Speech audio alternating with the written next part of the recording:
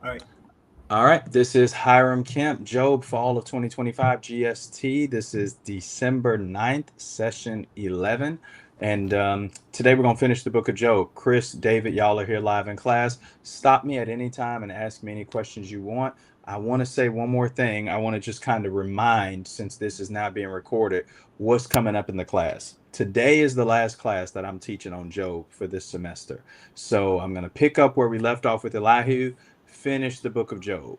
Hopefully, I can finish by or before the normal break time, but I'm going to finish the book of Job. I sent you all an email with the study guide. Did you get that? Well, I sent you an email that has the study guide for the final exam. It's got, 30 questions on it. After we come back from break, I'm going to go through the study guide with you so you will know what to expect on the test. Okay. So after we come back from the break, the study guide that I emailed to everybody in the class, I'm going to walk through it. And then on Thursday, when you come to class, I'm just going to give you the test, email it to you, make sure you're good. And then you can take the test and email it back to me. By Thursday, you need to send me your work. You need to send me the final exam, but you also need to send me your two sermons, 2-page sermons, two of those from Job, and your responses to those videos I sent you. I think there were like 4 or 5 videos. And for each video, you were supposed to make 15 observations for the podcast, for the sermons, and all of that. So some of y'all have already sent me that, but I need that stuff by this week. And then Thursday, when I send you the final exam, just email it back to me, and then I'll grade it and get your grades into the front office. So just one more recap today. Job, after break, finish Job. If we're not done, give you all the study guide. That'll be it. Thursday, I'll give you the final exam. You email it back to me. I'll turn in your grade, and whatever work you haven't submitted to me, the 2 sermons and the observations from the videos, etc. You can just go ahead and send it to me Thursday so I can have that. All right. Any questions on that so far? All right. Let's begin. I think we left off in chapter 33 of Job. So I'm going to pick up there with Elihu, unless David, was it chapter 33? Do you remember which chapter was the last one we covered? I believe we didn't cover 32. All right, that's cool. I can do 32 as well. All right, so that just means I got 10 chapters to cover, which is fine. But let me just kind of speak to Elihu. I'm going to go pretty quickly through his speeches, but then we'll kind of dig into God's responses and Job's response. So all of the friends are done speaking at the end of chapter 31. The last verse in Job 31 is verse 40, and it says, this is Job speaking. Let thorns grow instead of wheat, and foul weeds instead of barley. The words of Job are ended. So that's the last thing that we hear from Job as far as a defense or speaking back to people and defending himself. The words of Job have ended. A young man is about to step up. His name's Elihu in chapter 32 through chapter 37. And he's going to say, hey, I've been standing here the whole time listening to you guys, and I didn't say anything because you were older than me, but now here's my time. Elihu does several things, and you can make up your mind on what you think about Elihu. But the first thing Elihu does is he's going to rebuke the friends a little bit because of the way they engage with Job, their harshness toward Job, and this kind of arrogant going back and forth. But then he rebukes Job because he feels like Job doesn't have enough reverence toward God. And so that's kind of what Elihu does. When God shows up, people have a question, okay? When God shows up, God doesn't say anything about Elihu. Like he's going to talk to Job directly, and then he'll tell Job in Job 42 and verse 7, well, he'll say to Eliphaz, you and your friends didn't speak what's right concerning me, like my servant Job has. So we see that God is not okay with Eliphaz, Bildad, and Zophar's speeches, but he doesn't say anything about Elihu. And people tend to take that several ways. One, people think either Elihu's speech was correct or that he was so young. Number two, that God just kind of overlooked it or ignored him. We don't really know. I will say that his speeches are the closest to what God's going to say when God shows up. I don't know if that means that he's right about everything he says, but his speeches are very close to what God's going to say when God finally shows up. Here's one thing I want you to think about with Job, and I'll talk about this a little bit later. When Job says all of the things that he says, why doesn't God like strike him down? Why is God okay with, I wouldn't say okay with, but why does God give Job a pass in the midst of all the things that Job is saying as he's suffering? Job says some terrible things. Why doesn't God just intervene and rebuke him? Why not? I would say that because he was suffering. Yeah, he And was suffering. That we talked about that a lot, David. Like the fact that Job was suffering and that led him to say some things. Here's one more thing to remember, and it'll help you make sense of a lot of the book of Job. Okay, Job says some crazy things. Like Job will say things like, "God set me up for target practice," or "God, you hate me," or "God, you let people get away with evil." Right? Job says some wild things. But here's the thing to remember. I'm reading Job with my kids right now, and last night we read chapter 9 and chapter 10, and they're asking some of these questions. My daughter's almost 13 now, so 13 and 11, they're asking questions about Job. Here's one of the things to remember about the book of Job. Job, in a sense, in a way, okay, kind of, Job can pretty much say whatever he wants as long as he doesn't do what was the deal between Satan and God, that Job was going to do what did the devil say he was going to do? Is it curse God to his face, or defame God? I can't hear you, Chris. I think it was he should just can you hear him, David? Yes. Oh, I can't. Hello, can you hear? Mute your mic and speak again, Chris, because I was hearing you before and now it's hating on me. I don't know why. Try it now. Is it okay? I can't. I can hear you though, David. Tell me what he's saying. He's saying that cursing God in his face. That's right. So the whole arrangement was that Job would curse God. As long as Job doesn't do that, that's all God's really listening for in a sense with Job. Like that's the agreement. Will Job curse me? I never said Job wouldn't get mad. I never said that Job wouldn't be angry. I never said that Job wouldn't get frustrated. I never said that Job wouldn't have questions. I just said he wouldn't curse me to my face. And as long as Job doesn't curse God, that's what the arrangement is. That's what the test is all over. So as Job says a lot of things, as long as it's not cursing God to his face and quitting, then God just kind of, that doesn't really count. But what really counts is, will Job curse God to his face? Because that's what the devil said he would do. That's what the enemy said that Job would do. And so that's what this whole discussion is actually all about. All right. So let's try to get into some of Elihu's speeches and see what he says about Job and also about the friends. Can we say that is the ultimate goal when we suffer? Just keep yourself from cursing against God. I think that's a good safe place to be, yes, because sometimes people think to themselves, well, like with the imprecatory Psalms and Job and all these places, they say whatever they want to God when they're angry. And they do say some very bad things, some angry things, but I think you're right, David. I think that's at least one of the guardrails. I had never thought about it that way, but I think that's one of the guardrails, okay? Whatever you do, don't curse God. Like you can get mad, you can ask questions, you can be frustrated, you can be disappointed. Because remember, here's the funny thing. Let me show you something, David. Go back since you brought this up. Remember, what did the devil say Job was going to do? He said he'll curse you to your what? Curse you to your face. Now look at this. Go to Job chapter 3 and read verse 1. This is interesting. After this, opened Job his mouth and cursed his day. See, if you're the devil, you're thinking, here's my time. Job opened his mouth and he cursed his day, not God. So like if you've been reading chapters 1 and 2 and you get to chapter 3, it almost seems like, yep, Job's about to strike out early. The first thing Job does is curse. Curse who though?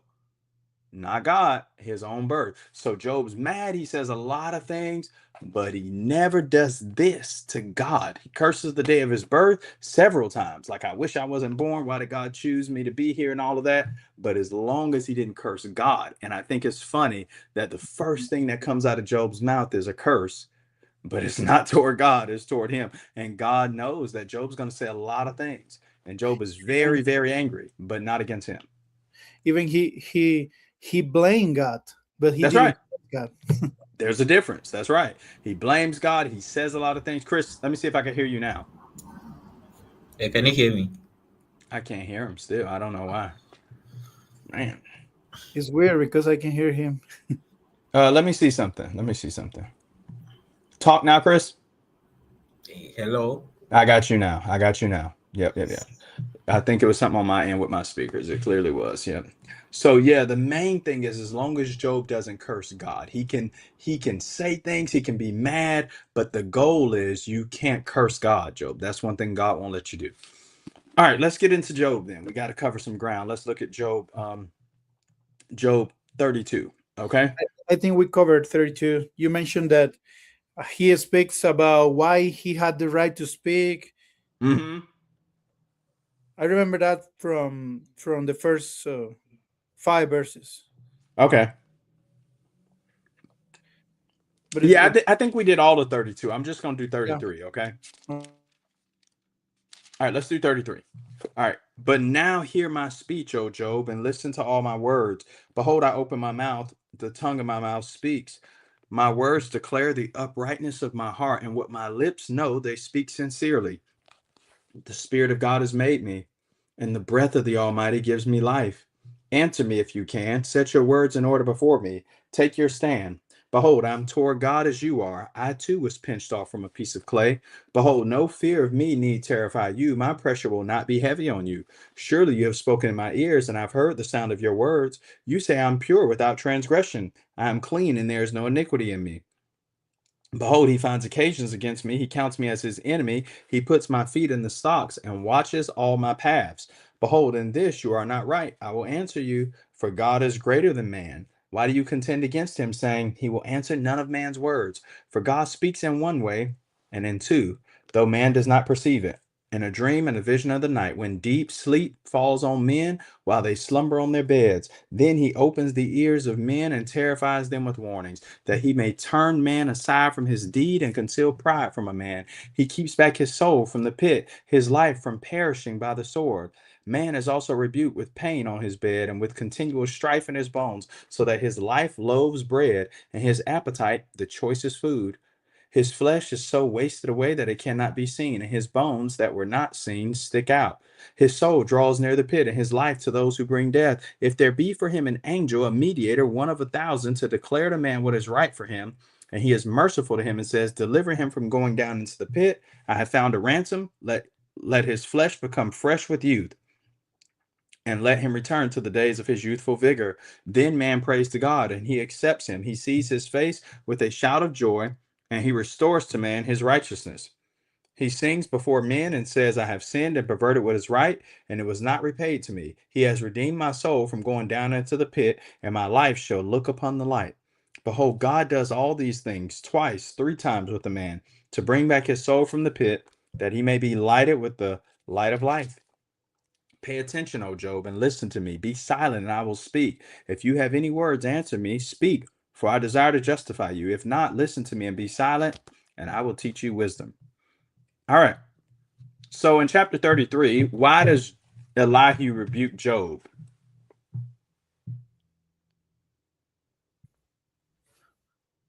Because he was talking wrongfully about God. Yeah. In the first 7 verses, though, Elihu says a lot about himself, which is pretty interesting. If you look at Job 33, he says, I open my mouth, my words declare what's right. The Spirit of God made me. Verse 5, answer me if you can. Behold, I am as you are. Verse 7, no fear of me needs to terrify you. In the first 7 verses, Elihu's talking a lot about himself. And then in verse 8 through 11, he attacks Job's claim to be innocent. And he says, this is what Job said. Elihu is quoting this. He said, surely you have spoken in my ears, and I heard the sound of your words. You say, I am pure without transgression. I am clean, and there is no iniquity in me. Behold, he finds occasions against me. He counts me as his enemy. He puts my feet in the stocks and watches all my paths. Some of that Job has said. Job has said that God watches all of his paths and that God counts him as an enemy and mistreats him. Job never said, though, in verse 9, I'm pure without transgression. I'm clean. There's no iniquity in me. Job said he didn't sin to deserve this kind of suffering. But Job has never said, oh, I never sinned. I never did anything wrong. He claims Job is not right in verse 12, but Job is right in this one respect. What does God say about Job in Job chapter 1 and verse 8? That Job is a good and upright man who fears God and turns away from evil. So in Job 33:12, when Elihu says, behold, in this you are not right, I will answer you, for God is greater than man. Job already knows about the greatness of God. Elihu's trying to make some of the same arguments that the friends are making. Elihu says God is not silent, and he does speak, and God speaks through human suffering. Yeah, we kind of covered some of this. Go ahead. At the beginning, he sounds like the others. Answer me if you can. I will teach you wisdom at the end. I'm going to tell you everything you need to know. And so he's saying God does speak, Job. God speaks through suffering. Look at 19 through 22. Man is also rebuked with pain on his bed and with continual strife in his bones, so that his life loathes bread and his appetite the choicest food. His flesh is so wasted away that it cannot be seen, and his bones that were not seen stick out. His soul draws near the pit, and his life to those who bring death. And so he's saying, God, Job, you're saying God's not talking to you, but God does talk to us. God does speak. God does it through pain and suffering. And this is true. Sometimes suffering. Go ahead, Chris. Sorry to interrupt. No. How old do you think is Elihu? How old do you think is he? I don't know. That's a great question. I don't even know how Because old Job is, because Job's going to live 100+ years after this, right? Job lived after this 140 years. That's what the last verse in the book of Job says. So I don't really know for sure how old he is, but he does say in chapter 32, in verse number 6, he says, I'm young in years and you are aged. Therefore I was timid and afraid to declare my opinion to you. I said, let days speak. Let me see. This may not mean anything. I'm just going to see what Hebrew I word think he uses. he sounds old, like relative No, to but he actually is the young one. He's a young guy, but he uses a rare word for young here. He uses a word, Zaire. It's a rare word, and it just means young. We don't really know. I'm going to see where else it appears, that if we can find out anything about it. But he calls himself in 32:6. In 32:6, he says, I'm young. So he is not old. And Job was younger than the friends. So in one of the speeches, Eliphaz says, we're older than your fathers. Job is, you got Bildad, Eliphaz, and Zophar. You got Job, and then I think Elihu is even younger than Job. So yeah, he talks with the wisdom of an elder, but he is not old. Yeah, yeah, this he one, this seems old. word, yeah, he just seems like it. But this word for young that he uses in 32:6, it's a word that means sometimes the smallest, or really it can mean the youngest or younger in years. This word, Zaire, it can mean the youngest in years. So he's definitely the youngest in the group, and that's what the Hebrew word means that he uses in 32:6 when he says, I'm young in years. And a lot of the places in the Hebrew Bible I checked, it means like the youngest. So he's a young guy. But back to what I was saying in chapter 33, he says that God does speak, Job, even though you don't hearing him. God speaks to us in our pain, which is true. God can often get our attention when we're suffering, right? When people are in the hospital, when people are at the funeral home, when people are on their bed of affliction, that's when a lot of people start thinking about spiritual things. So in that respect, Elihu is right. In chapter 34, Elihu is going to make the argument that God is just. And look at what he says in chapter 34 in these 37 verses. Then Elihu answered and said, by the way, Elihu speaks the longest, even longer than God, without being interrupted. So even Job speaks. When God speaks a couple of times, God's going to say to Job, answer me. In Job 45:6, Job's going to say, I put my hand over my mouth. I won't speak anymore. Job and the friends kind of have this back and forth exchange, but Elihu just kind of does his own thing. So when it says like Elihu answered and said, Elihu's pretty much answering himself. Nobody else has spoken up. Nobody else gets a chance to speak. Elihu's just talking on his own. But look at chapter 34. It says, then Elihu answered and said, hear my words, you wise men, and give ear to me, you who know. For the ear tests words as the palate tastes food. Let us choose what is right. Let us know among ourselves what is good. For Job has said, I am in the right, and God has taken away my right. In spite of my right, I am counted a liar. My wound is incurable, though I am without transgression. What man is like Job, who drinks up scoffing like water, who travels in company with evildoers and walks with wicked men? For he has said, it profits a man nothing that he should take delight in God. Therefore hear me, you men of understanding. Far be it from God that he should do wickedness, and from the Almighty that he should do wrong. For according to the work of a man he will repay him, and according to his ways he will make it befall him.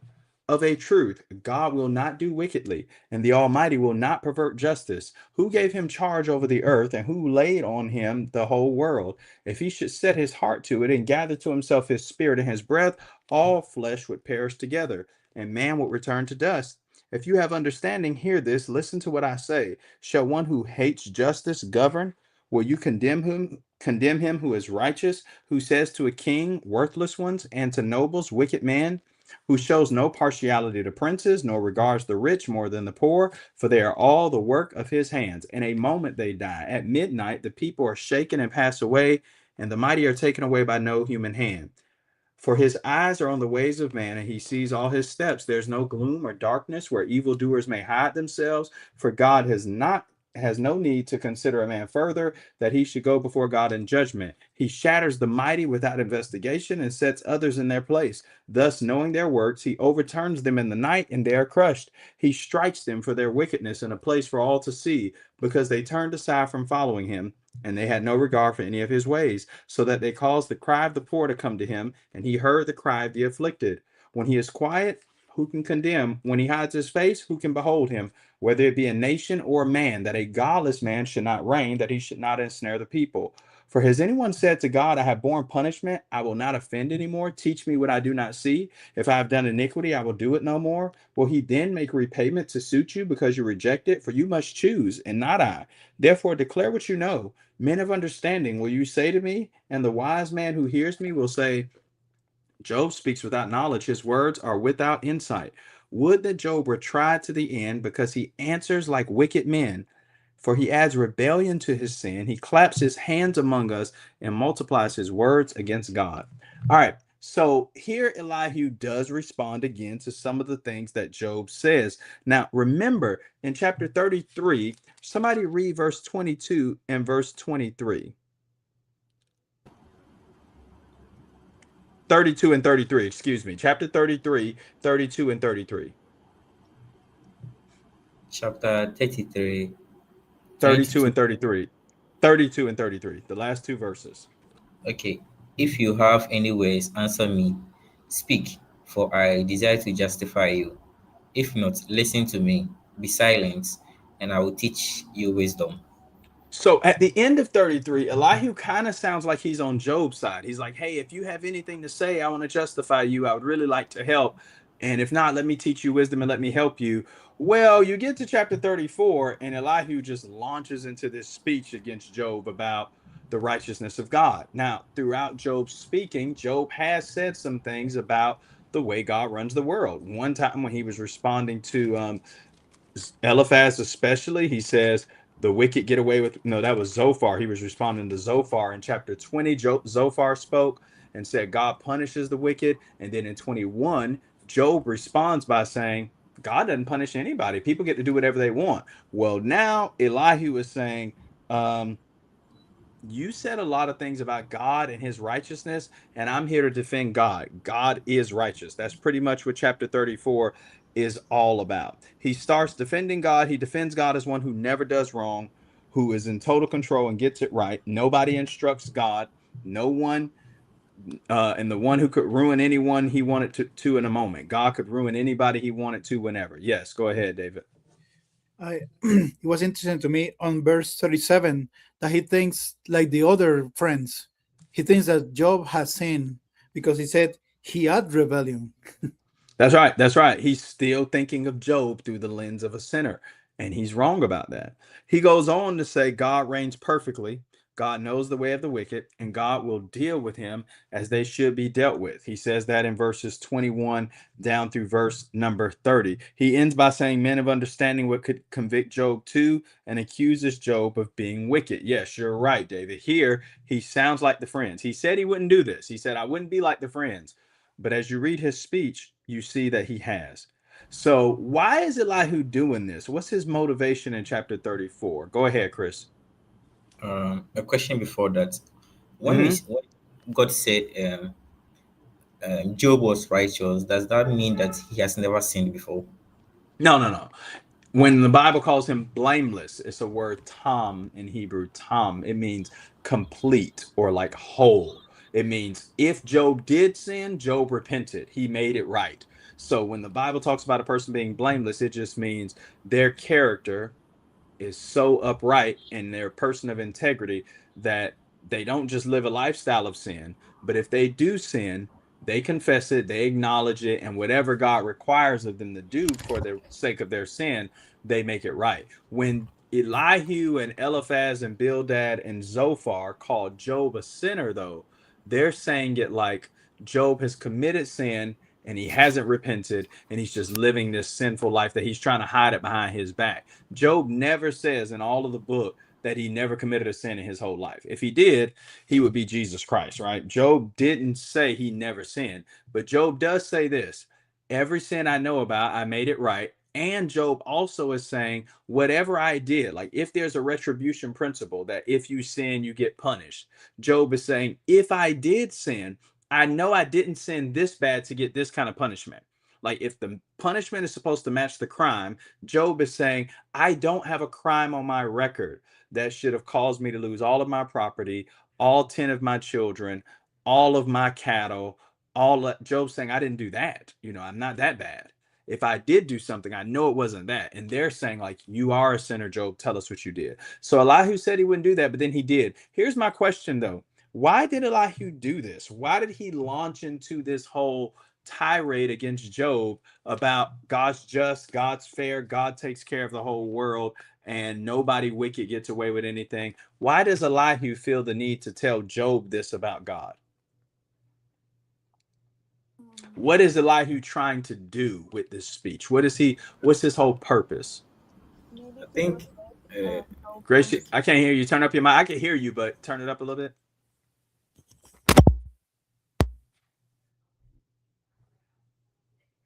Now you turned it off. You muted it. Sorry. I'm sorry. I got you now. Now we're in there. Maybe to protect Job from saying wrong things about God. Part of it may be to protect Job from saying wrong things about God. I would say this, though, too late. Job's already said a lot of wild things about God. It's too late, but maybe to protect Job. But what else?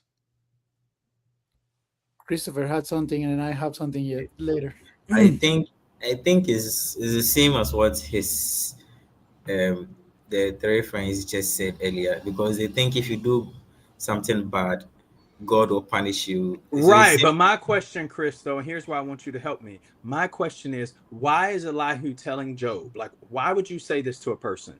If you were just talking to anybody, don't think about Job. Why would one person say to another person, hey, I just want you to know God punishes the wicked. Wicked people get what they deserve. God is righteous and holy. Why is Elihu telling Job this? Because I think a lot of what Elihu says is true. I think Job already knows this. So what's his whole point? I think he sees the necessity to defend God. That's what it is. That's the only answer here. That's the only answer. He's trying to defend God. Like, hey, you're saying some bad things about God. I need to defend God. Question, is it right to defend God? Yeah, you should stand up for God. I mean, 1 Peter 3:15 talks about making a defense for what you believe. Defending God's righteousness is a theme throughout the Psalms, and where this idea of we want to protect God's holiness and righteousness. But here's another question. Is it possible to try to defend God and do it wrong? And I think that's Elihu. I think he wants to defend God. That's good. But I think over here, he's doing it wrong, because you're calling a man a sinner and you're saying things about a person that are not true. Job is not a bad person. Job hasn't sinned. Job hasn't done the stuff y'all think he did. So that's Elihu's problem. All right. Chapter 35. Let's go through chapter 35.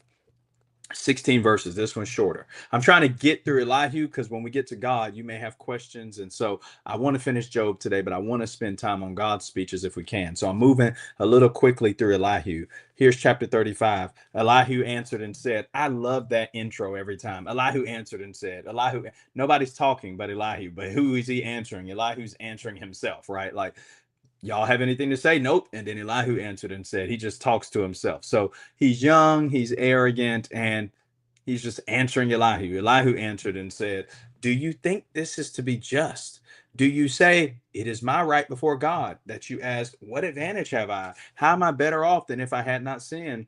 I will answer you and your friends with you. Look at the heavens and see, and behold the clouds which are higher than you. If you have sinned, what do you accomplish against him? And if your transgressions are multiplied, what do you do to him? If you are righteous, what do you give to him? Or what does he receive from your hand? Your wickedness concerns a man like yourself, and your righteousness a son of man. Because of the multitude of oppressions, people cry out. They call for help because of the arm of the mighty. But none says, where is God my maker, who gives songs in the night, who teaches us more than the beasts of the earth, and makes us wiser than the birds of the heavens?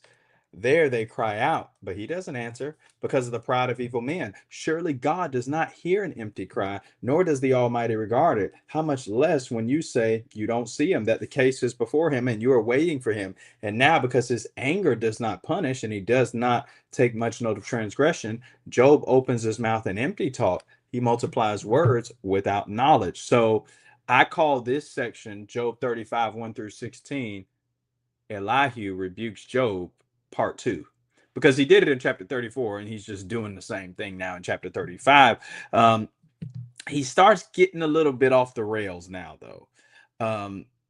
He says Job might think he's been righteous for nothing and that sin would have served him well, just as well, but Job never makes that claim. Job never said, oh, if I would have sinned, my life would have been great. All right. Really? Yes. Real quick, in verse 2, is it trying to apply the retribution principle again?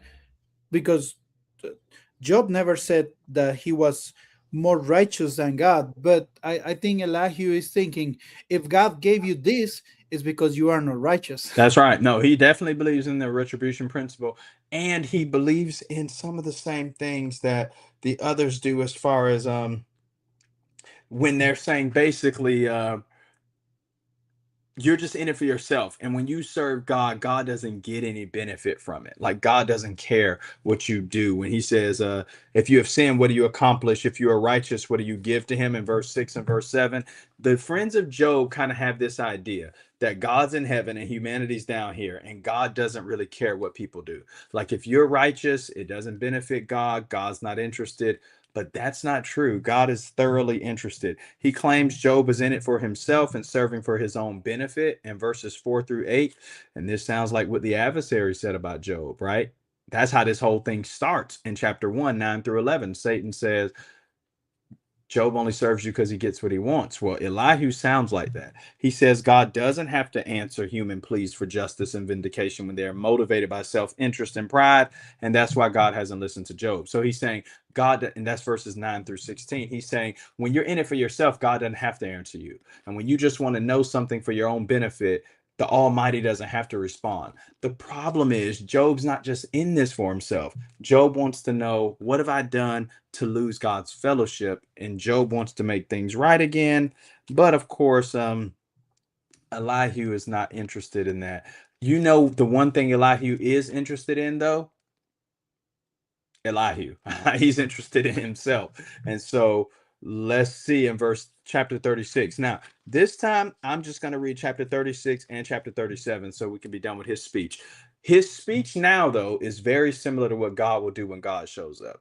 In chapter 36 and 37, Elihu talks about the greatness and the majesty of God. He's going to talk about how awesome God is. And this kind of gets you ready for what God's going to do, in a sense, when he shows up.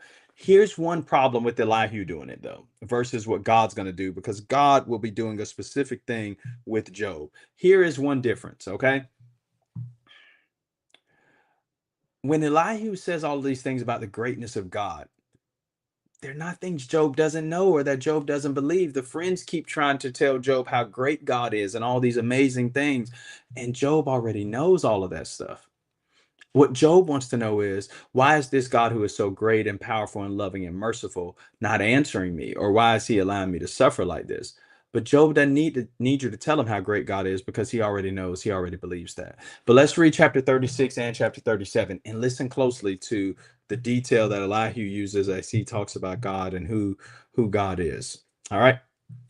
And Elihu continued and said, bear with me a little bit and I'll show you, for I have yet something to say on God's behalf. I will get my knowledge from afar and ascribe righteousness to my maker, for truly my words are not false. One who is perfect in knowledge is with you. That's a crazy statement to make in verse 4. Do you see that?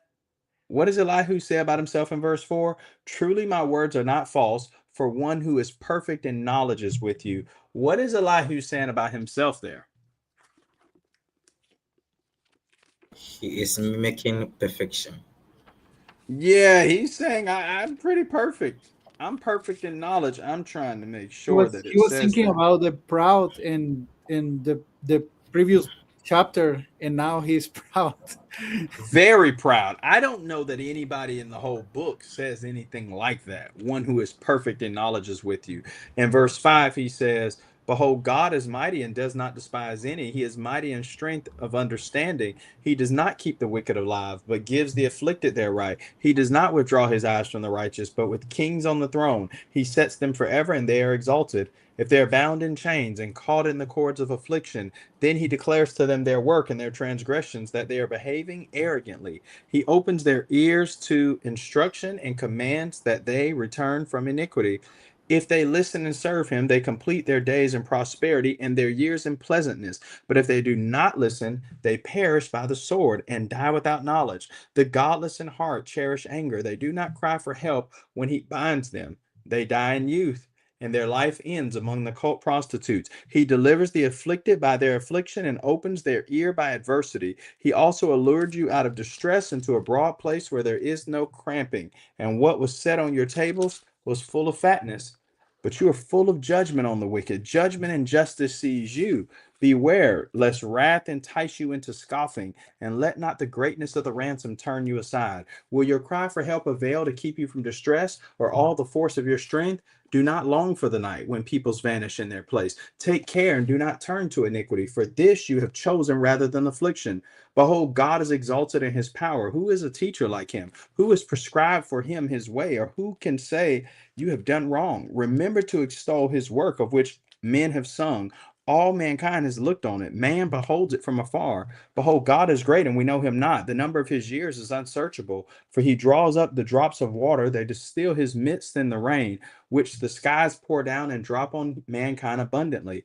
Can anyone understand the spreading of the clouds, the thunderings of his pavilion? Behold, he scatters his lightning about him and covers the roots of the sea. For by these he judges people, he gives food in abundance. He covers his hands with the lightning and commands it to strike the mark. It crashes, is crashing, declares his presence. The cattle also declare that he rises. So that's through chapter 36. Okay.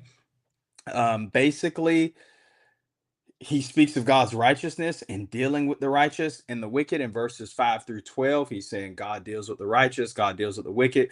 Elihu makes a mistake. The friends made this earlier, and that is, you can't say in this life that God always is going to punish the wicked, because when the wicked don't get punished, then people are going to think God's a liar. God sometimes delays their punishment, but Elihu was making it seem as if the wicked always get their due. The wicked are punished according to Elihu in 13 through 16. He seems to ascribe more sin to Job, but also defends God in verses 17 through 23.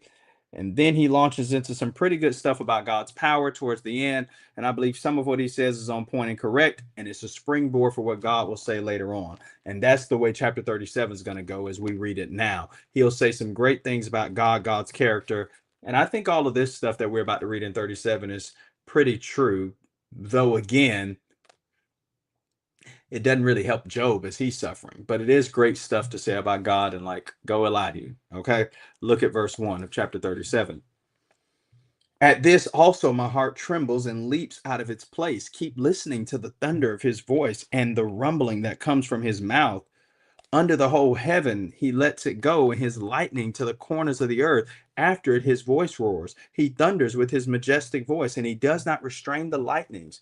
When his voice is heard, God thunders wondrously with his voice. He does great things that we cannot comprehend. For to the snow, he says, fall on the earth. Likewise to the downpour, his mighty downpour. He seals up the hand of every man, that all men who he made may know it. Then the beasts go into their lairs and remain in the dens. From its chamber comes the whirlwind, and cold from the scattering winds. By the breath of God, ice is given, and the broad waters are frozen fast. He loads the thick cloud with moisture. The clouds scatter his lightning. They turn around and around by his guidance to accomplish all that he commands them on the face of the habitable world. Whether for correction or for his land or for love, he causes it to happen. Hear this, O Job. Stop and consider the wondrous works of God. Do you know how God lays his command upon them and causes the lightning of his cloud to shine? Do you know the balancings of the clouds, the wondrous works of him who is perfect in knowledge? You whose garments are hot when the earth is still because of the south wind. Can you, like him, spread out the skies, hard as a cast metal mirror? Teach us what we will say to him. We cannot draw up our case because of darkness. Shall it be told him that I would speak? Did a man ever wish that he would be swallowed up? And now no one looks on the light when it is bright in the skies, when the wind has passed and cleared them. Out of the north comes golden splendor. God is clothed with awesome majesty. The Almighty, we cannot find him. He is great in power, justice, and abundant righteousness he will not violate. Therefore men fear him. He does not regard any who are wise in their own heart or their own conceit. All right. So that's pretty much the end of every human speech in the book of Job. Notice some of his remarks. This is about Elihu really quick. God is great and his work should be praised. That's Job 36, 24 through 27. God's power is amazing. Job 36 and verse 28 through chapter 37 and verse 13. God knows some things and can do some things beyond Job's knowledge. Job 37, 14 through 20. And God's power, knowledge, and justice put him on another level, and he must not engage with a mere mortal. Job 37, 21 through 24. In the end, Elihu's speech is basically similar to the friends, but the final things he says about God are helpful, and God's going to further expound on those same things. So at the end of Elihu's speech, some of the things he says, they do apply to God, and they will be semi-helpful as we get to God's speech. Let me say a few things about Elihu, some takeaways from his speech before we look at what God says to Job. Here's what we learn from him. Number one, good listening takes effort. Sometimes good talkers are bad listeners. So Elihu says some good things, but I don't think he's listened to anything Job says or the questions Job wants answers to. Everything's not all about you. That's number two. Elihu makes it all about, I'm smart and I figured this out and look at what I've done.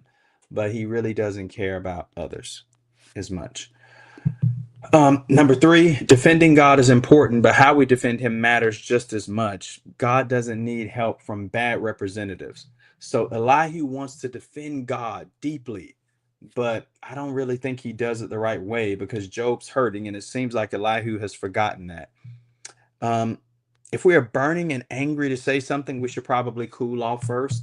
Elihu says that early on, right? That he burned in his anger and he wanted to speak, and maybe that kept him from being wise in a lot of the things that he says. In verse 2, it says of chapter 32, this is early on, Elihu, the son of Barchel, the Buzite of the family of Ram, burned with anger. He burned with anger at Job because he justified himself rather than God. He burned with anger also at Job's three friends because they had found no favor, although they had declared Job to be in the wrong. So Elihu was so angry and frustrated that he probably wasn't able to give a good defense. And here's the last thing from Elihu, and I think it's a positive thing. Learn how to boast in God like Elihu does in this speech. Elihu is able to praise God boldly for what God has done and talk about God's power and might and majesty. And so I think that that's awesome. All right, any questions or statements about Elihu before we get into his to God's response? Please, the first point, what did you say? The first point I said was good listening takes effort. Yes, good listening. If you're going to be a good listener, it takes effort. You have to try. You can be a good talker, but a bad listener. And I think that's what happens with a lot of the friend speeches. Yes. All right. Okay. Now let me say a few things about, go ahead. It's about the chapter we are going. So I wanted to know if when it says, and the Lord answered Job, when he answered, did his friends also hear the reply? That's a good question. I think so. I don't think it would be possible for him not to. I think this whole long dialogue is God speaking and everybody's there in awe. And then God finally, because in 42:7, he's going to speak to Eliphaz. So I don't think he had like their mics muted like on a Zoom call and then he talked to them. I think everybody heard it because in 42:7, after the Lord has spoken these words to Job, the Lord said to Eliphaz the Temanite, my anger burns against you and against the two friends, for you haven't spoken what's right for me as my servant Job has. And so, yeah, I think they're right there. They're hearing it all. And then God specifically addresses them. But I think they can hear this whole thing. In fact, unless God wants to, I think when God starts talking out of a whirlwind, I think everybody hears it. They're standing right there with Job. I don't think they could miss it. All right. So this is the moment Job and his friends and everybody who reads the book of Job has been waiting for.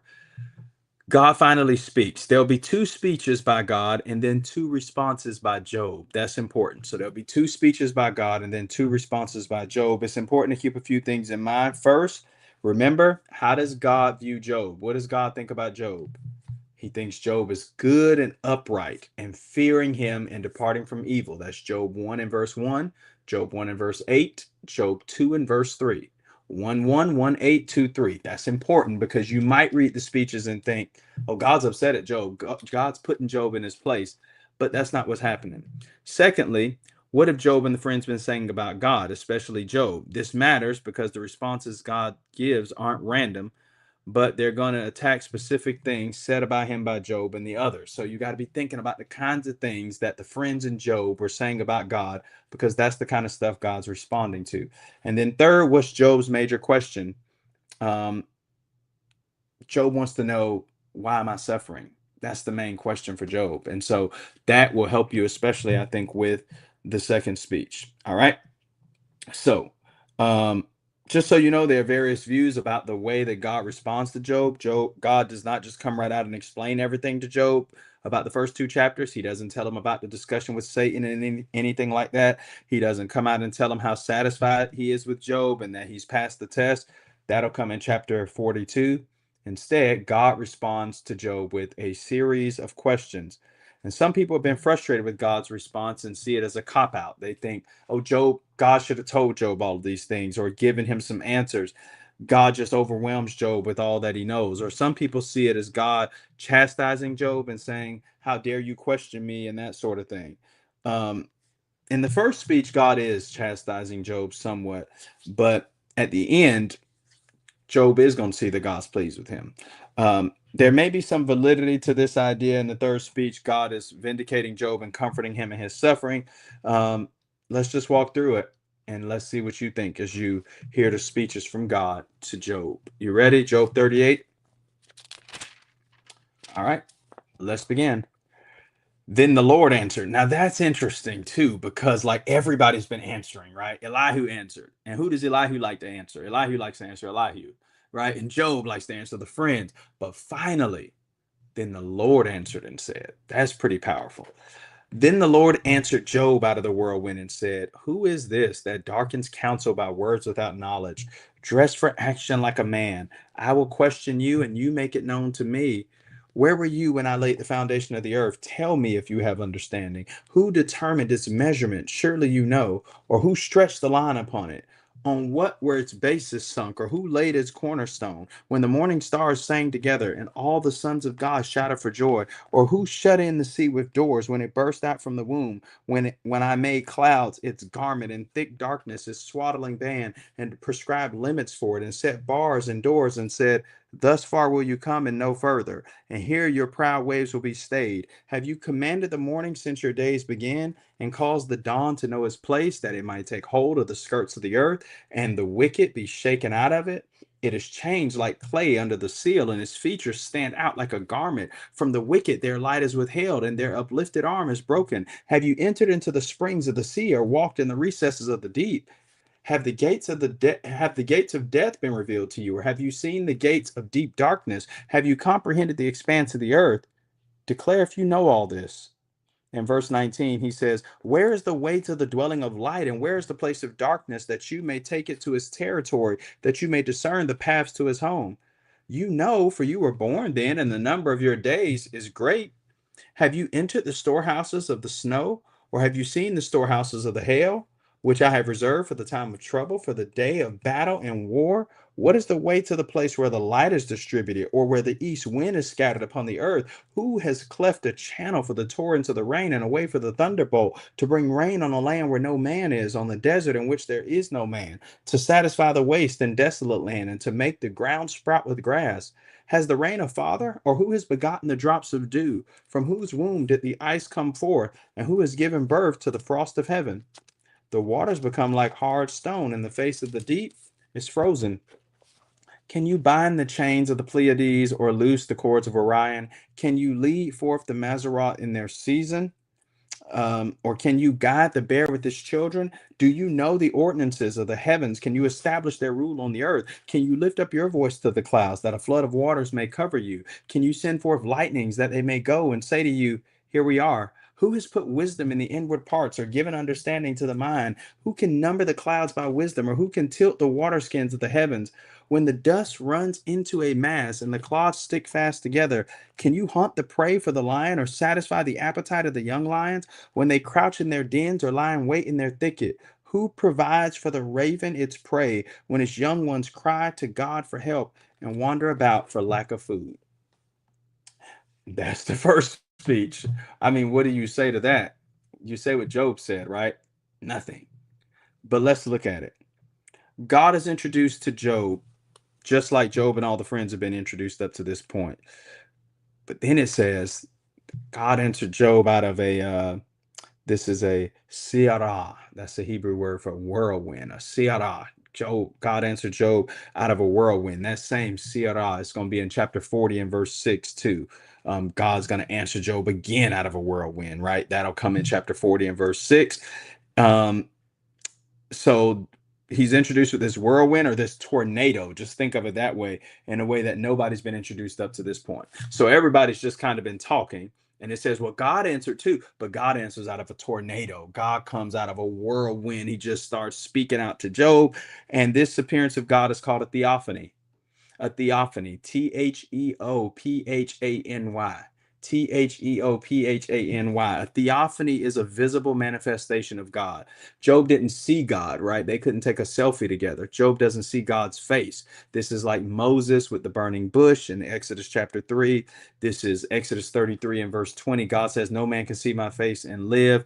You can think about a lot of the ways that God appears, all right? So God is showing up kind of to do battle. That's what this phrase sometimes means in the Old Testament. When God shows up in a whirlwind, it can relate to God kind of showing up for warfare. In the ancient Near Eastern culture, thunder and lightning storms are not just another one of the appearances God makes. It has special significance. All right. So what did Job think would happen when God appeared? What did Job think was going to happen? He thought God would overwhelm him with his power. And there's a sense in which that happens. He comforts Job, but he also is going to correct some of what Job thinks. So here's what God says first in verses 2 through 3. There's a question and a challenge. Who is this that darkens counsel and utters words without knowledge? Nobody answers that question, not Eliphaz or Bildad or anybody. He says, who is this that darkens counsel and utters words without knowledge? Dress for action, gird up your loins, basically, like a man. I will question you, and I want you to make it known to me.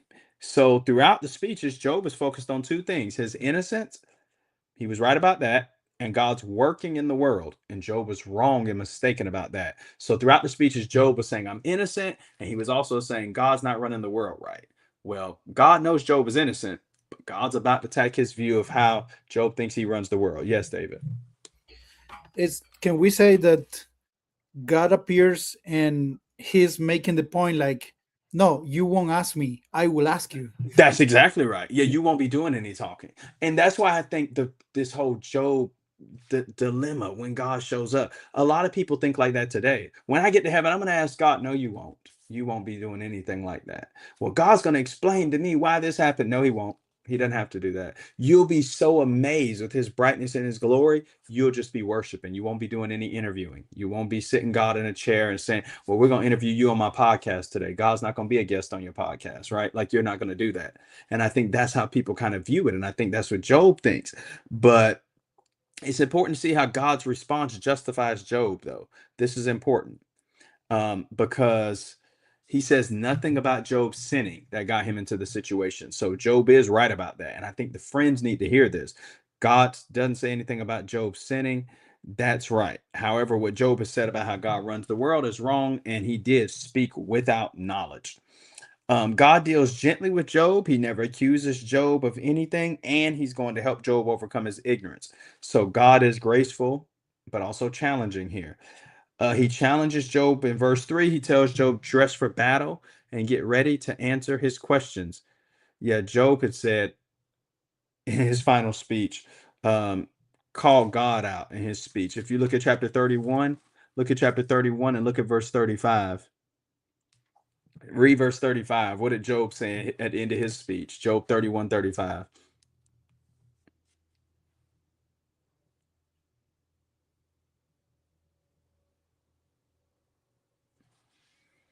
He said, oh, that one would hear me. Behold, my desire is that the Almighty would answer me, and that my adversary had reading a book. Surely I will take it upon my shoulder and bind it as a crown to me. So he says, I want God to answer me. And then when God shows up, he says, no, Job, you are going to be answering me. So in verses 4-38, the first section deals with questions about inanimate creation. God talks to him about the foundation of the world. Where was Job? Obviously, Job was not there. Here's one thing to remember about all the questions that God asked Job. Job knows the answers. He does. Look at these questions. Listen to the questions. Just pick any one you want. Look at verse 16. I'm just picking a random one in verse 16. Have you entered into the springs of the sea or walked into the recesses of the deep? What's the answer to that question? No, Job's never done that. Job knows the answers to that. In verse 18, have you comprehended, verse 18 of chapter 38, have you comprehended the expanse of the earth? Has Job comprehended the expanse of the earth? No. None of these questions are like questions Job doesn't know the answer to. Where were you when I laid the foundation of the earth? Where was Job? I was nowhere. Job knows the answers to all of these. The whole purpose of these questions is to show Job who was there, who does know all of this. But it's not stuff Job doesn't have any clue. I don't know what happened when Job knows. Do you know the answers to where the mountain goats give birth and all of that? The answer to all of this is no, I don't. No, sir, I was not there. I don't really know what's happening. So God's mentioning the foundations of the world at first to help Job see I'm in complete control of the world. God is saying to Job, you know, I alone do these things and have done them. And you know that I know you know. I know you know, Job. That's what God's saying. God's saying, Job, I want you to see clearly. Don't describe me as a monster. You know I'm not, Job. You know how I run the world. You know better than this, Job. And this is kind of like a parent, right? Sometimes you have children, and if you're a parent, your kids will get mad one day. They'll say, can I have the new iPhone? And you say no. And they'll say, you don't love me. And then you have to start reminding them, hey, who bought your clothes? Who bought your shoes? Who fed you? Who? You're not asking them that because they don't know it. You're asking them that so you could say, hey, remember, it's me, it's your mom, it's your dad. I love you. I'm just telling you no to this. Don't make me out to be a bad guy, right? Hey, can I get this new car? I want a new Ferrari. And you say to your kids, no, you can't get that. And they say, oh, you hate me. You're selfish. And you say, hey, wait a minute. Where were you when I gave birth to you? When I stayed up at 2:00 in the morning, when you were sick and all of this stuff? You wouldn't be asking those questions to get information. You would be asking those questions to jog their memory, to say, hey, you know how I am. Don't make me out to be a monster. And that's what God's doing. God talks in verses 8-11 about controlling the raging sea. That's important. In the ancient Near East, the sea was seen to be uncontrollable and tempestuous. You just think about all the occasions in the Bible where the sea couldn't be controlled. When Jesus hushed the sea or walked on the sea, you think Matthew 14, Mark 4, they said, oh, surely you're God. So when God says, I control the sea, or who can do that, that's pointing to him being divine and Job not being so. He goes on to talk about the sunrise being used to restrain evil in verses 12-15. The wicked don't run the universe. God is in control. See, that's the thing. Job thought in Job 9:24 that the wicked run everything. God's saying, no, I do. God is in control of the gates of death, the springs of the deep, and the expanse of the earth. In verses 16 through 18, God goes on to talk about light in verse 19 through 21, weather, verses 22 through 30, the stars, verse 31 through 33, and the sky, verse 34 through 38. God looks at all of these inanimate objects and he says, Job, who controls all of it? What's the answer? Who controls all of it? God. Even the God. human body, right? Even the So human body. there is a part where it says the wisdom to the inwards. Is it talking about the human body? In what verse? Remind me. I'm trying to find it. Mm.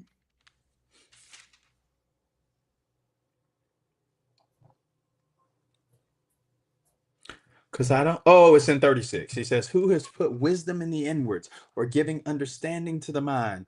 Yeah. So that section there is about, yeah, he is talking about.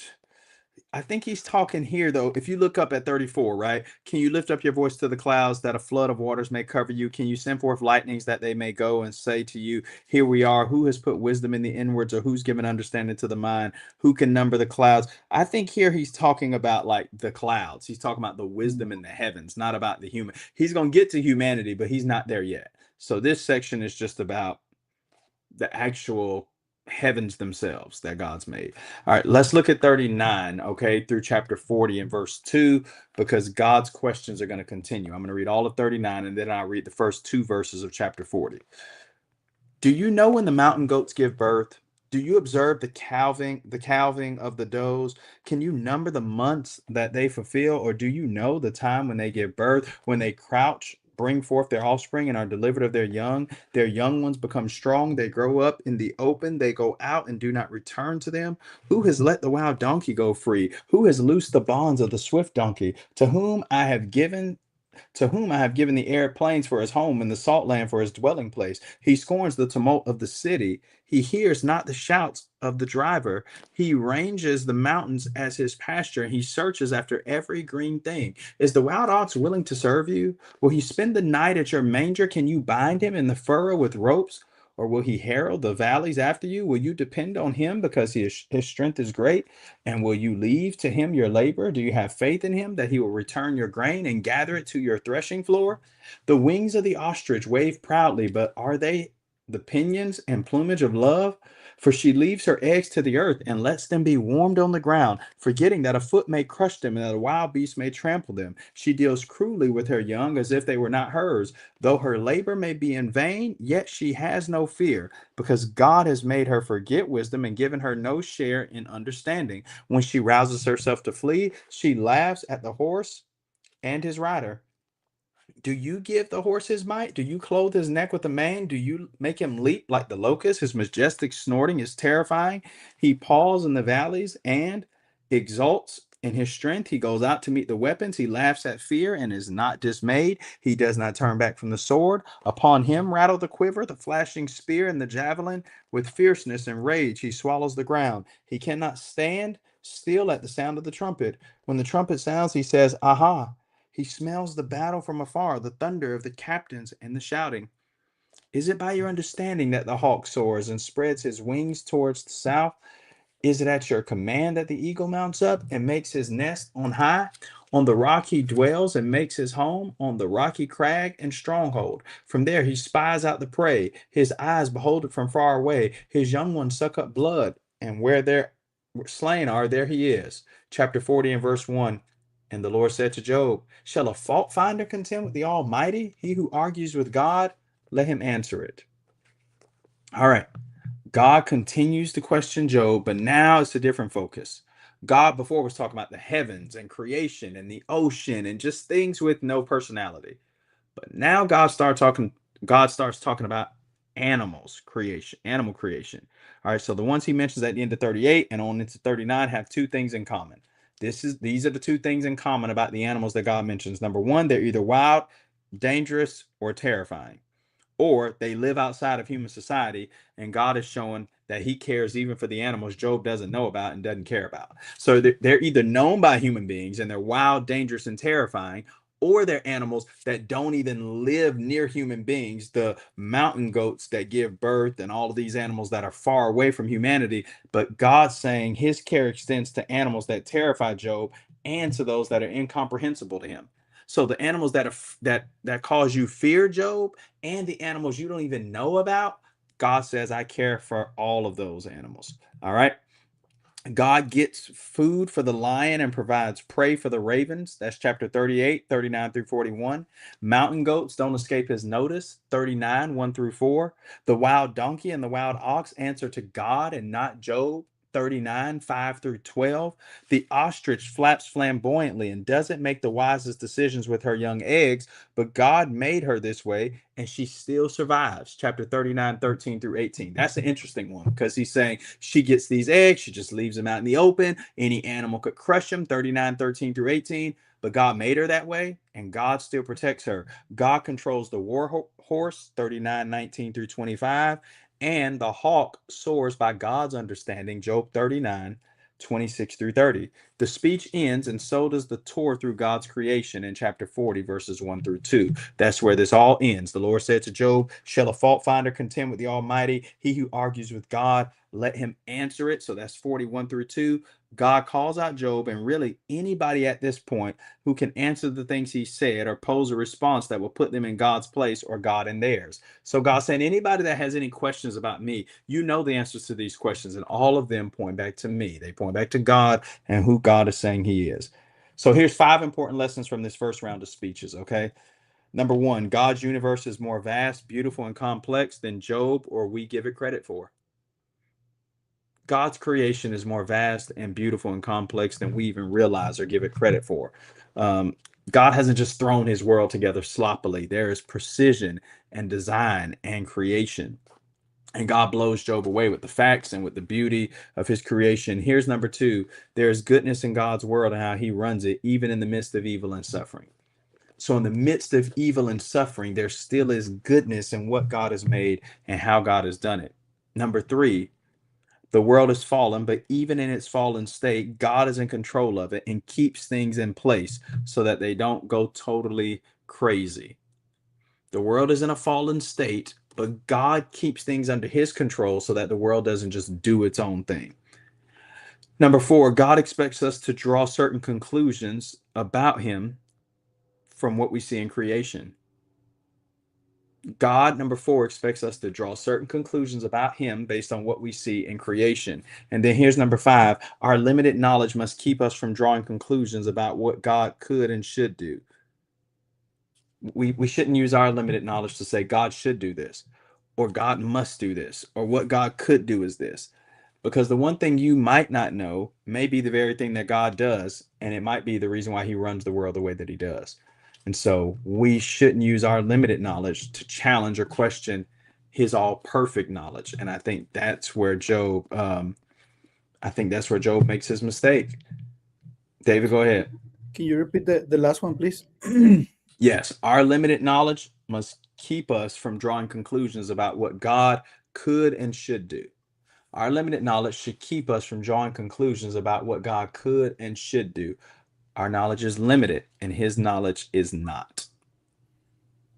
All right, real quick, we got time, 5 minutes before our break, okay? Let me do Job's first response. It's short, Gracia. It's only verses 3 through 5, so this is easy. Look at this, Job 40, 3 through 5. Watch Job's response. Remember Job and the friends? One person speaks and then another person gives a long speech. Not this time. Look at what Job does. Job 40 and verse 3. Then Job answered and said, behold, I'm of small account. What shall I answer you? I lay my hand on my mouth. I've spoken once, and I will not answer. Twice, but I will proceed no further. That's it. That's the speech.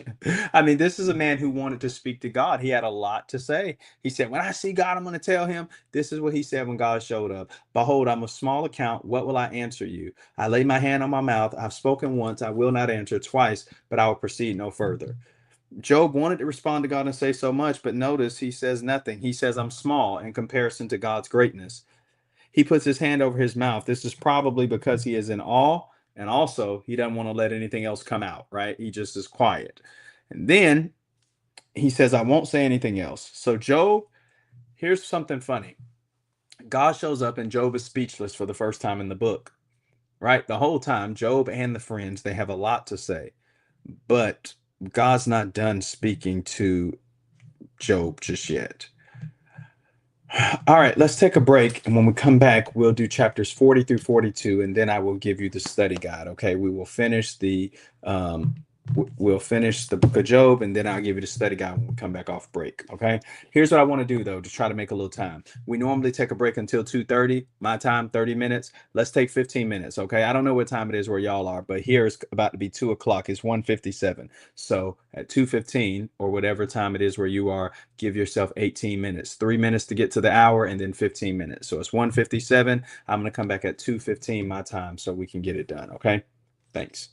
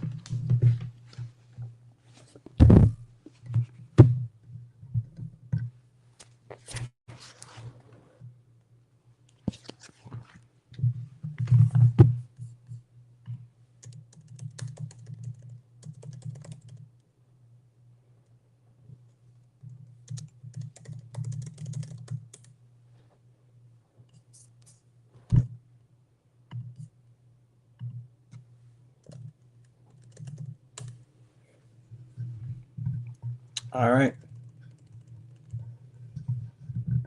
I'm gonna give David 1 minute. See.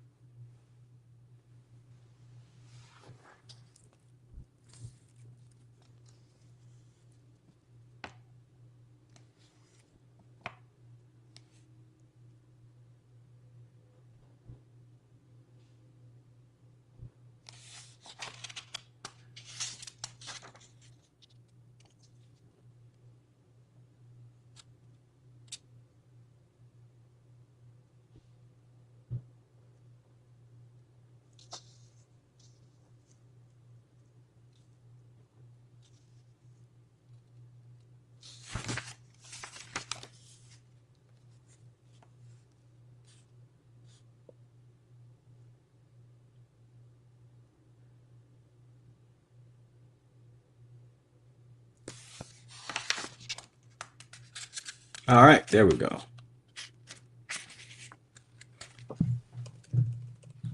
All right, let's try to finish, guys. Y'all good? All right.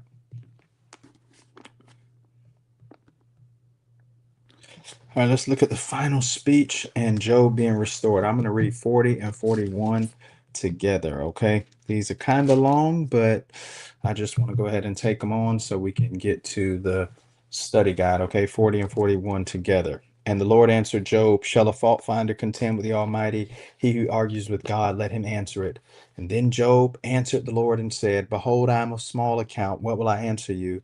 I lay my hand on my mouth. I've spoken once and I will not answer twice, but I will proceed no further.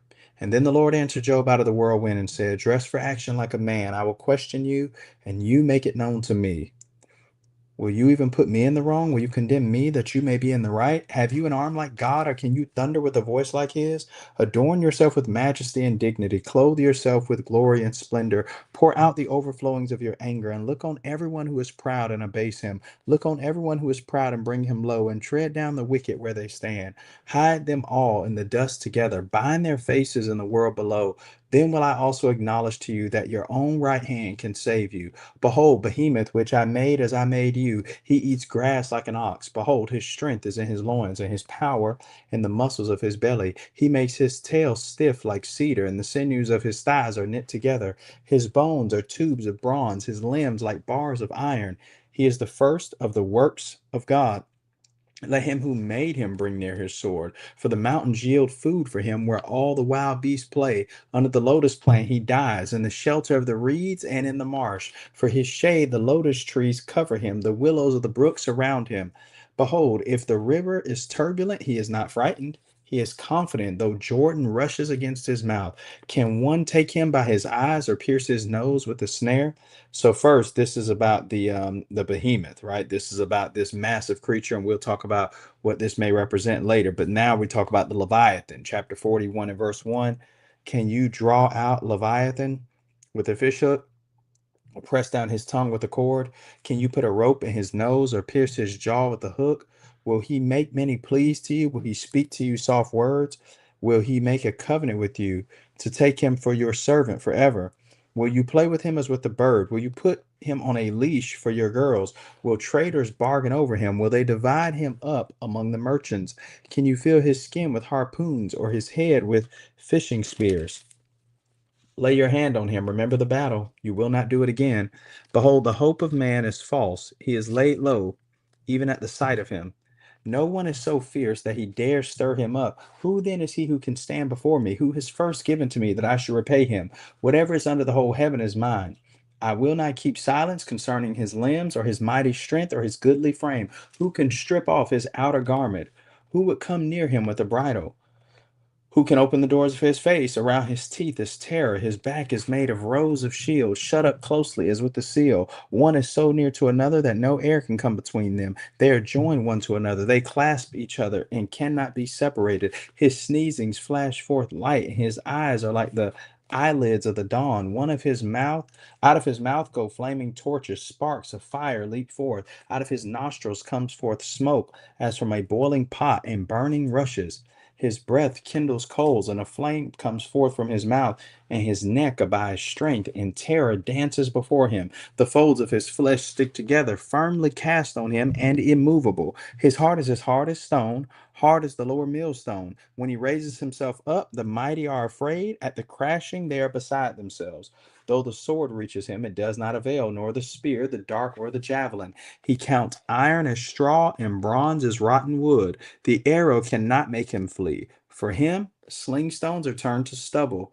Clubs are counted as stubble. He laughs at the rattle of javelins. His underparts are sharp potsherds. He spreads himself like a threshing sledge on the mire. He makes the deep boil like a pot. He makes the sea like a pot of ointment. Behind him, he leaves a shining wake. One would think the deep to be white-haired. On earth there is not his like, a creature without fear. He sees everything that is high. He is king over all the sons of pride. Okay, so God appears to Job in a whirlwind the second time. He speaks to Job about his genius in creation. He controls creatures and animals, and this means Job should trust him. Job, of course, can't answer God, and then in God's final speech, he'll do three things. He challenges Job concerning justice and how he runs the world. That's in chapter 40, verse 6 through 14. And then he'll mention two mysterious creatures. He mentions the behemoth, and then he mentions the Leviathan.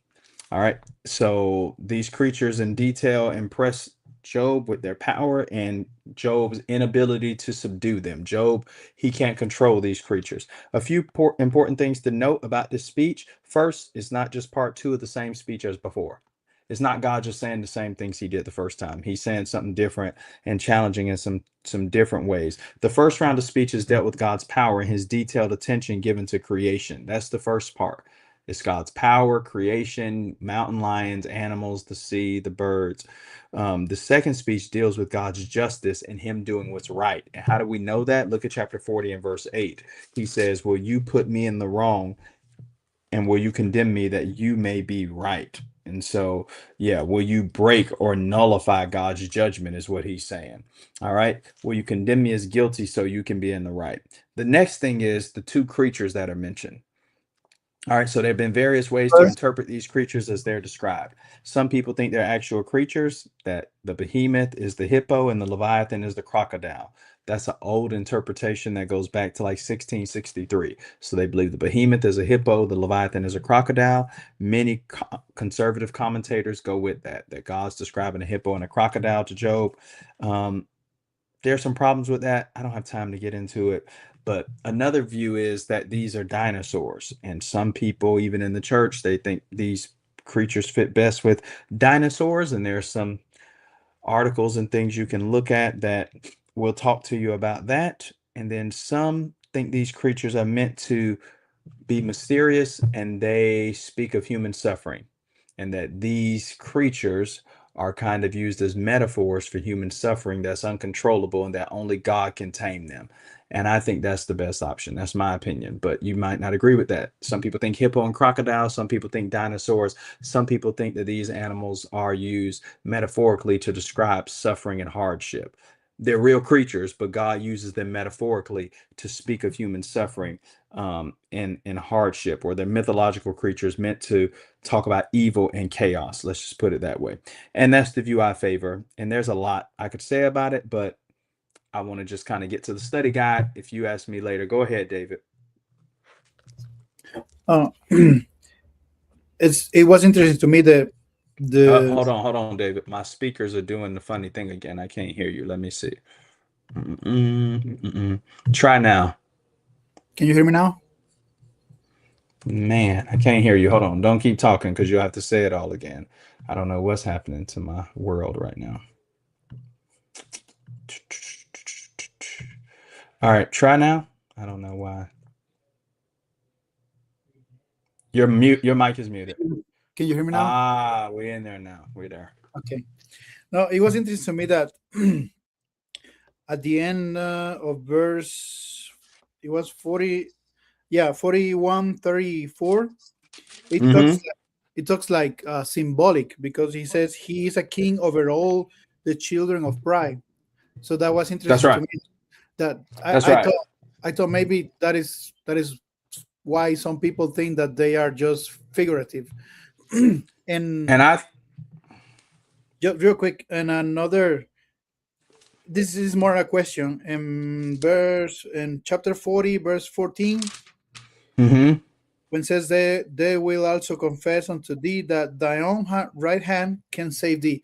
Is this talking about, yes, this is different than the friend said, yes, you can be right before me? No, I think God's saying if Job could do these things, then God's justice, then he could confess God's justice and be in a position where he could save himself.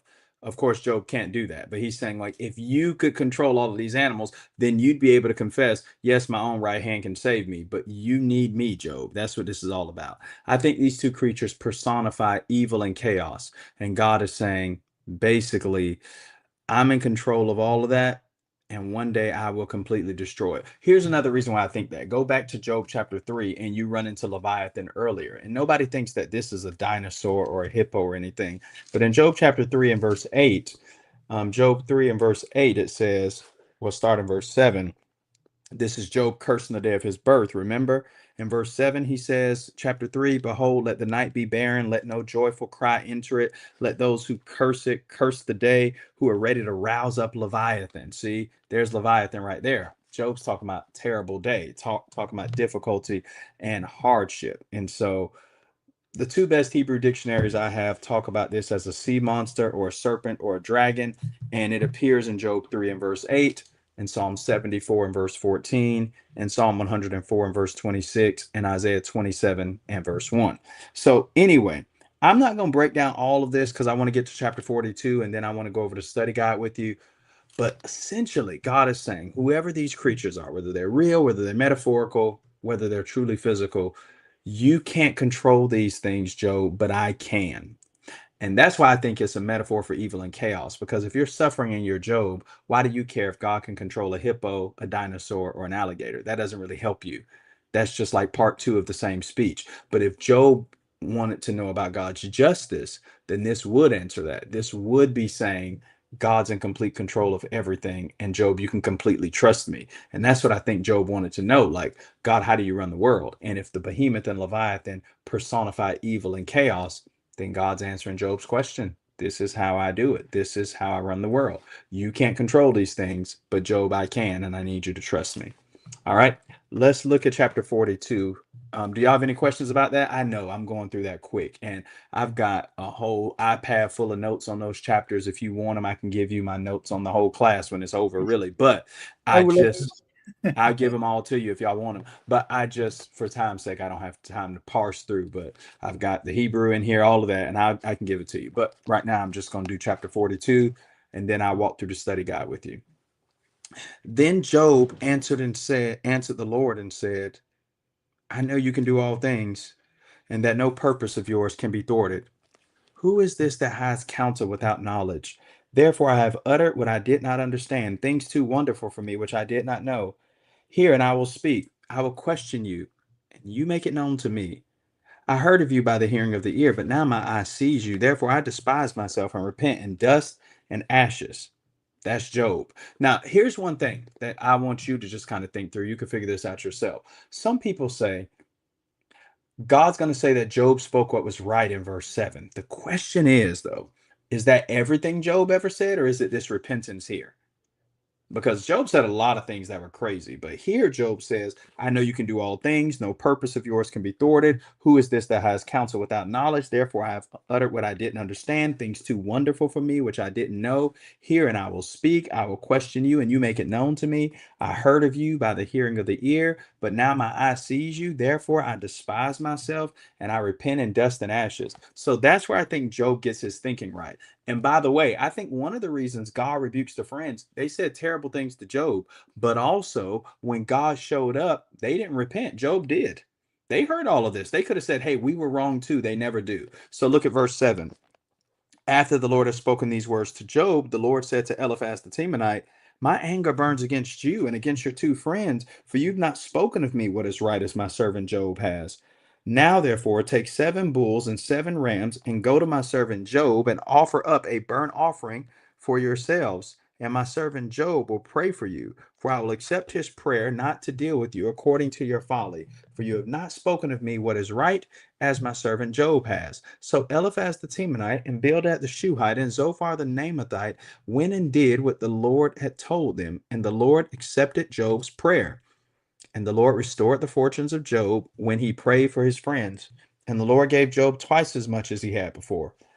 Then came to him all his brothers and sisters and all who had known him before, and they ate bread with him in his house, and they showed him sympathy and comforted him for all of the evil, or like the disaster that the Lord had brought upon him. And each of them gave him a piece of money and a ring of gold. And the Lord blessed the latter days of Job more than his beginning. He had 14,000 sheep, 6,000 camels, 1,000 yoke of oxen, 1,000 female donkeys. By the way, all of those are doubled from before.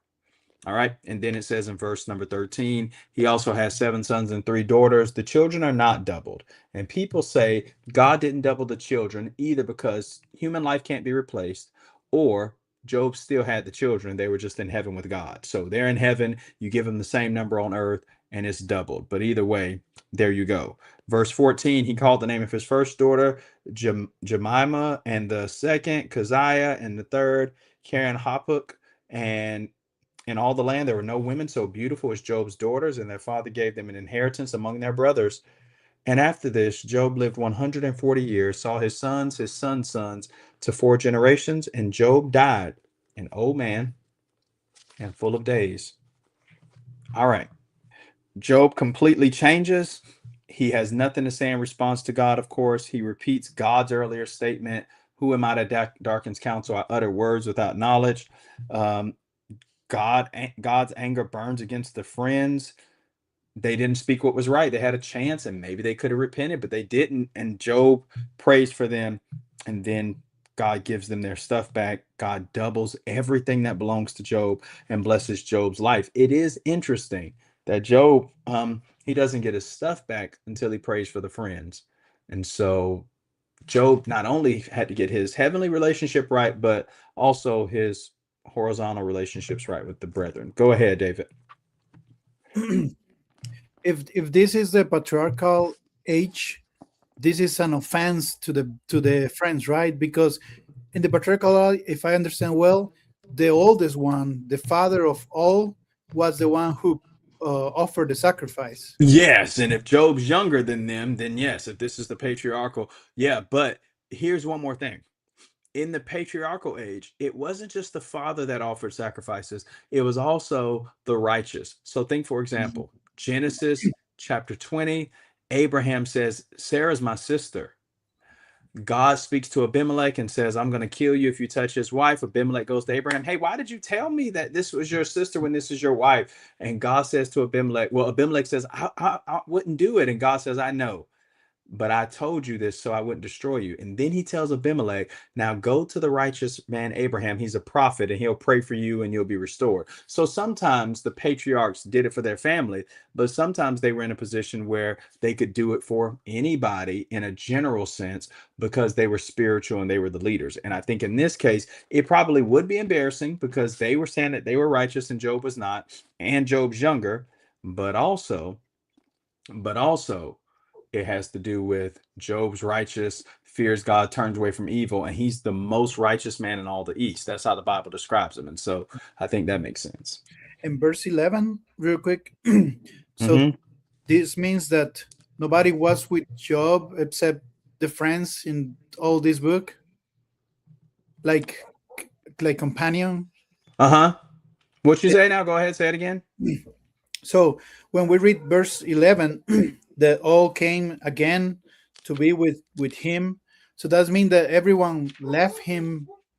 That's Just- right. Yeah. So this is interesting because 42:11, yeah, Job, then there came to him all of his brothers and all of his sisters. Like these are Job's siblings. I don't know where they were all this time, but it seems like when Job suffered, yeah, like everybody fled and left Job, all of his brothers and all of his sisters and all those that knew him before. Yeah, that's right. All who had known him before, and they came and ate bread with him in his house. But Job welcomes them back. There was a chapter, I believe it's chapter 30, where Job is talking about his righteous life before, and maybe it's either 29 or 30.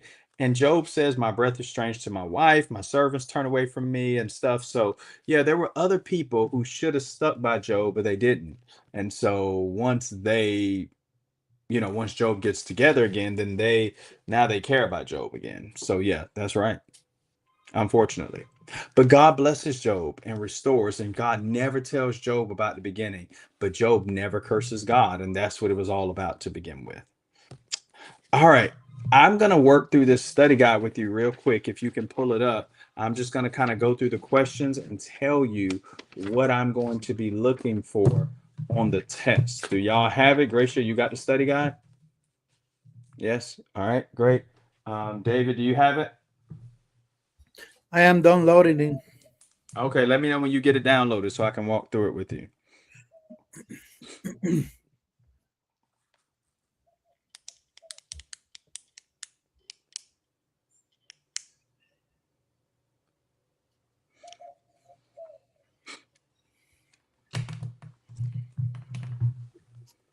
I'm ready. All right. Let's see. Number one, summarize the book of Job in 7 to 10 sentences. I just kind of want you to tell me the book of Job is about a man suffering and what you think the book of Job is about in 7 to 10 sentences. Put that into your own words. Number two, what is the retribution principle? The retribution principle, of course, is people think you reap what you sow. It's not just about the bad, it's also about the good, okay? But it's basically you reap what you sow. If you do good, good things happen. If you do bad, bad things happen. Number three, what aspects of the retribution principle are true? Where does the Bible affirm it as being factual? What I mean there is, what part of this is true?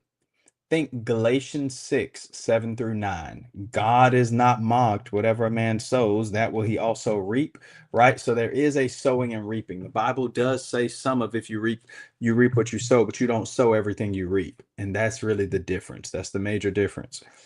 Number four, what are the limits of the retribution principle that we should be aware of? I just told you, you don't always sow everything you reap. So the retribution principle is sometimes true, but the retribution principle also has limits, and we should be aware of how those limits work. Number five, What did Job's friends get right? They talked with Job. They came and visited Job. You know the things, right? I'm just reminding you of some of the stuff we talked about in the class, but you know the things. What did Job's friends get wrong? Well, you could write a whole book about that, right? You know what they got wrong. They mocked his children dying. They say Job sinned. They didn't listen. They didn't comfort him. Number 7, why does God allow Job to be tempted to begin with? He trusts Job. He believes Job's righteous and Job's going to do the right thing. Number 8, what does Job think about God that is inaccurate throughout the book? So what's wrong about what Job thinks about God? He thinks God doesn't care. God lets the wicked get away with anything. He just has some bad thoughts about God that he needs to get fixed. Number 9, give 5 lessons we learn from Job about how to suffer, things we should do and things we shouldn't do. So you can give me 5. You can give me whatever 5 you want, but things we should and shouldn't do when we suffer and what we learn about that from Job. Number 10, what is the purpose of wisdom literature in the Old Testament and why is it necessary for study today? So the wisdom literature in the Old Testament teaches you how to live well, how to live skillfully, how to live well.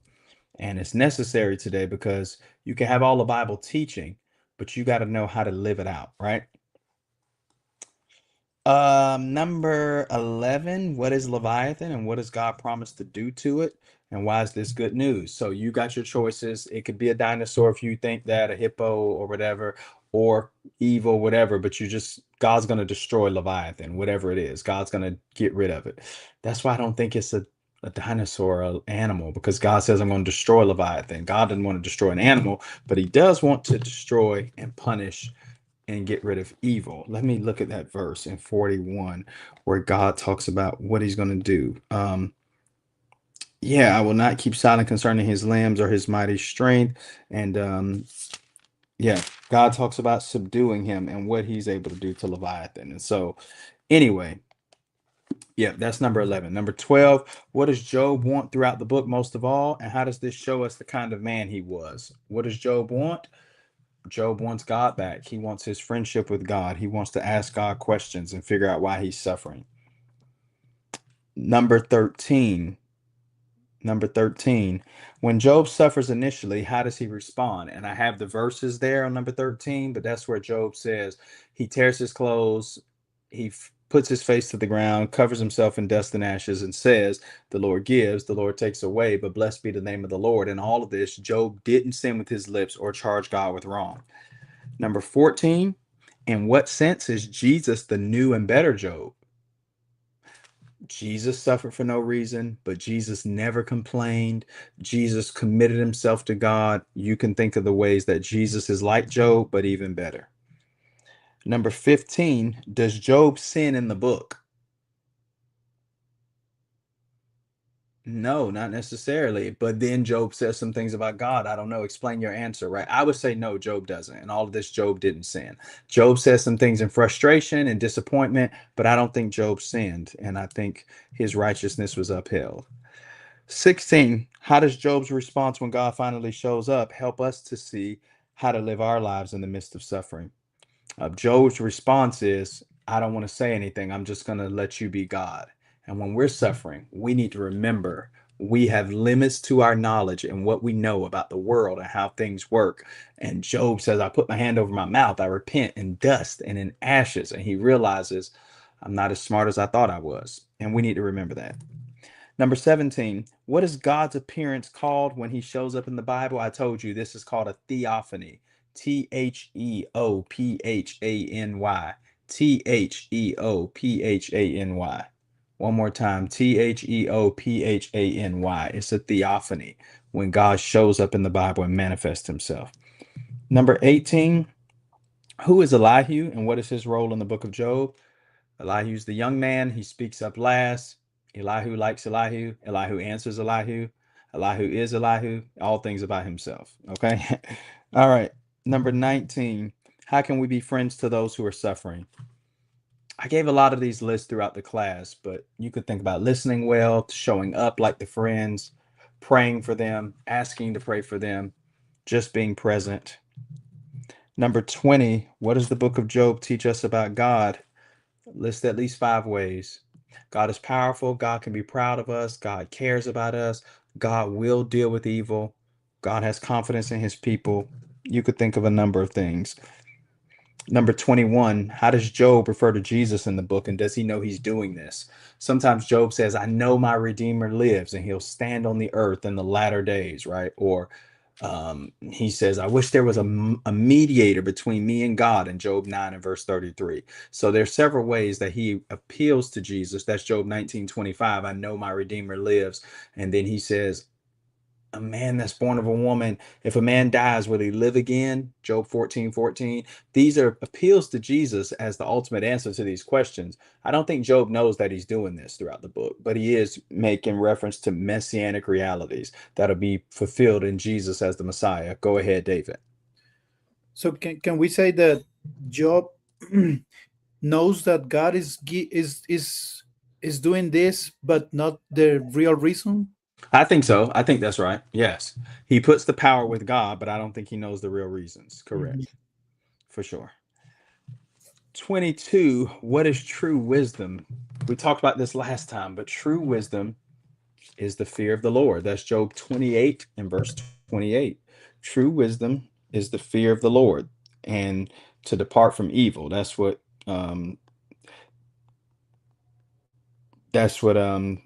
God says to Job, or that's what Job says actually when he is talking at the end of Job 28 about wisdom. All right. Any other questions on that first part? Let's go to 23. Why does God ask Job the questions he does when he shows up? What is he aiming to do through the questions? So when God shows up, God asks Job questions about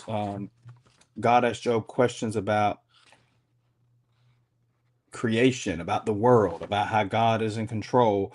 And he asks all of these questions so that he can show Job, hey, I'm running the world, remind Job of who he is, and help Job to ultimately put his confidence in him. So these aren't really to embarrass Job or to rebuke Job as much as they're designed to help Job see who God is. All right. Let's see, 24.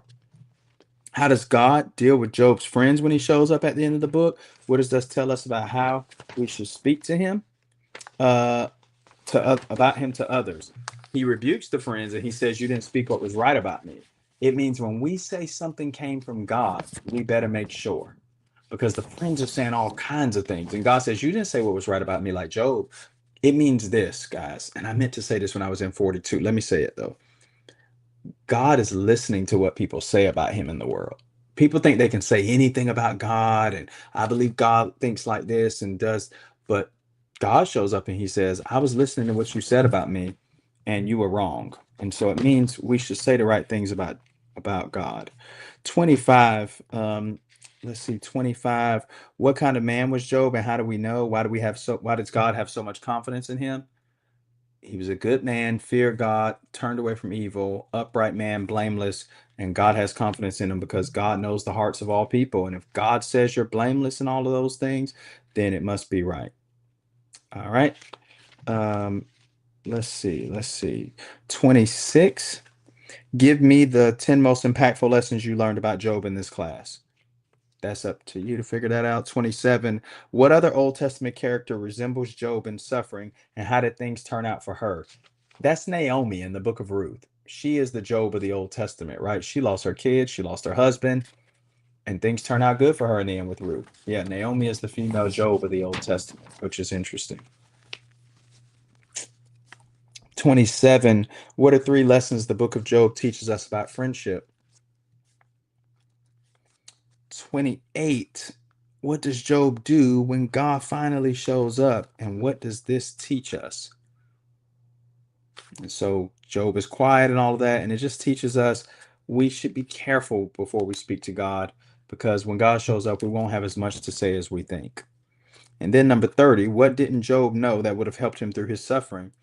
Job didn't know about the first 2 chapters and what God thought about him and how much God loved him. Job didn't know that. And I think if Job would have known that, it would have helped him. I don't think Job had to know that though, because God didn't give him that. So maybe God knows what's best, right? And if God didn't give Job the information from chapters 1 and 2, then evidently Job didn't need it to be faithful, though it might have helped him. Yes, go ahead. I was thinking that the very thing that God loves and thinks good about Job, but he didn't tell him. I was thinking about when John the Baptist was suffering in the prison, and he was asking, "Are you the one that is coming, or we need to wait for another?" And Jesus said a lot of great things about him, That he never heard. but he never heard because the messengers left after seeing the miracles and everything, but he never listened that. And I was thinking about that. That's a And great point. how God perhaps knows about or thinks about us many times, and we don't know exactly, but we should trust. That's powerful. That's great, David. That's good. All right. Well, thank y'all for a good class. I hope you got something out of the short course this semester. If there's any questions or anything, feel free to email me or anything like that, and I will try to respond the best I can. But see you Thursday, and we'll do the final exam then. I appreciate that, brother. Yep, for sure. Thank you for your time. Yeah, Yep, thank thank you very you. much. Thank y'all. Y'all have a good one. Bye bye. Bye-bye.